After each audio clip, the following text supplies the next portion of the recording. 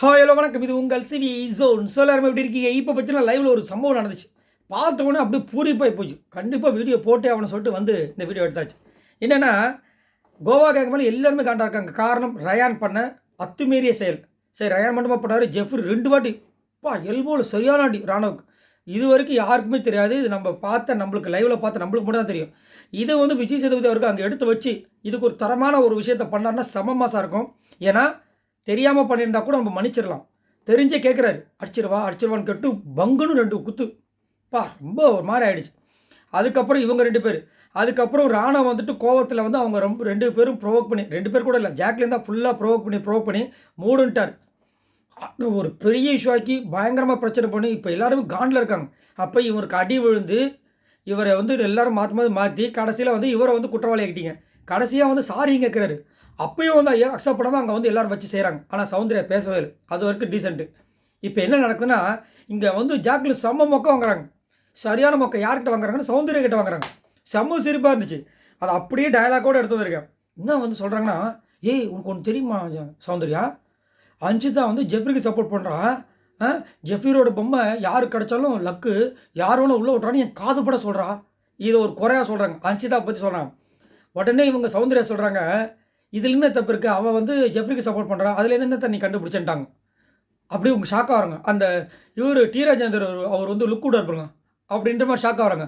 அப்படியா? உடனே அவங்க, அவள் ஜெஃப்ரிக்கு சப்போர்ட் பண்ணுறது பிரச்சனை இல்லை, கூட 5 பேர் சப்போர்ட் பண்ணுறாங்க. இங்கே தனியெல்லாம் ரயனை வந்துட்டு ஒருத்தவங்க இது எல்லாருமே சேர்ந்து டார்கெட் பண்ணுறாங்களே, என்னால் என்ன என்னால் இல்லை, நம்மளால் என்ன பண்ண முடியும், நீ 2 பேரும் நானும் பேரும் அப்படின்னா அவங்க கேட்குறாங்க. சரி, வெளியில் என்னென்ன பொம்மையெல்லாம் இருந்துச்சுன்னு. ஆமாம், ஆனந்தி பொம்மை, ரயானு, ஜெஃப்ரி பொம்மை, ஆனந்தி கூட உள்ளே விட்டுருவாங்களாம், ஆனால் ரயானை விட மாட்டாங்களாம். அப்படின்னும்போது அவங்க சொல்கிறாங்க, சரி அந்த 3 பொம்மையில் தானே அவங்க சூஸ் பண்ணுவாங்க, இதில் என்ன தண்ணி தப்பு கண்டுபிடிச்சுட்டாங்க. மறுபடியும் பக்கம் அப்படி இப்படி பார்க்குறாங்க. இன்னும் எல்லாத்தையும் இவளே வந்து நம்மளை கலாய்க்கிறா அப்படின்ட்டு. அடுத்தது இன்னொன்று டென்ஷன் ஆகிட்டு, வெளியில் இருந்த பொம்மையை கூட இது வந்துட்டு என்ன தெரியுமா, இதை தடுத்தது யார் தெரியுமா உனக்கு, ராணுவுக்கு யார் சொல்லி அமிச்சா சொல்லு அப்படின்றாங்க. ராணுவுக்கு யார் சொல்லி அமிச்சாலா இவங்க கேட்குறாங்க. ஏன் அதை ராணுவே பண்ணியிருக்கக்கூடாது, ராணுவே வச்சு பண்ணியிருந்தா இவங்க ஃபுல் டோட்டல் அவுட்டு, விடு ராணுவ தான், ஆமாம் விடு அப்படின்ட்டாங்க. அவங்களுக்கு என்னென்னா சௌந்தர்யா கிட்டே எல்லாத்தையும் சொன்னால் சௌந்தர்யா வந்து எல்லாத்துக்கும் சிங் சாக் போடுறாங்கன்னு ஆசை. ஆனால் சௌந்தர்யா தான் ஒரு புதிரான ஒரு கேரக்டராச்சே. அவங்க வந்துட்டு நார்மலாக அவன் நார்மலாக கேட்குறாங்க, சரி நீ இவ்வளோ தூரம் பேசுறதுல அது ஒன்றுமே இல்லையா, இது ஏன் இவ்வளோ தூரம் பேசுகிற, இது ஒரு கேமாக அவங்க பார்க்குறாங்க, நீ ஏன் இந்த மாதிரி பண்ணுறன்ற மாதிரி பங்கமாக கலாய்க்கிறாங்க. இவங்கெல்லாம் இனி உங்ககிட்ட பேசுறது வேஸ்ட்டு, நான் யார்கிட்ட பேசுகிறேன். அதே மாதிரி தர்ஷிகாக்கிட்டே வந்துட்டு ரயனை பற்றி சொல்லி, மச்சம் 10 பேர் அந்த பையனை டார்கெட் பண்ணுறாங்கன்றாங்க. 10 பேர் எங்கே டார்கெட் பண்ணாங்க, அந்த பிளாக் பண்ணுறதுல இந்த டீம் விஷால் டீம் வந்துட்டு இவங்களாம் பண்ண ஆரம்பிச்சிட்டாங்க. ரயானோட பொம்மை உள்ளே போகக்கூடாதுன்னு பண்ணது ராணுவம் மட்டும்தான், வேறு யார் பண்ணால்.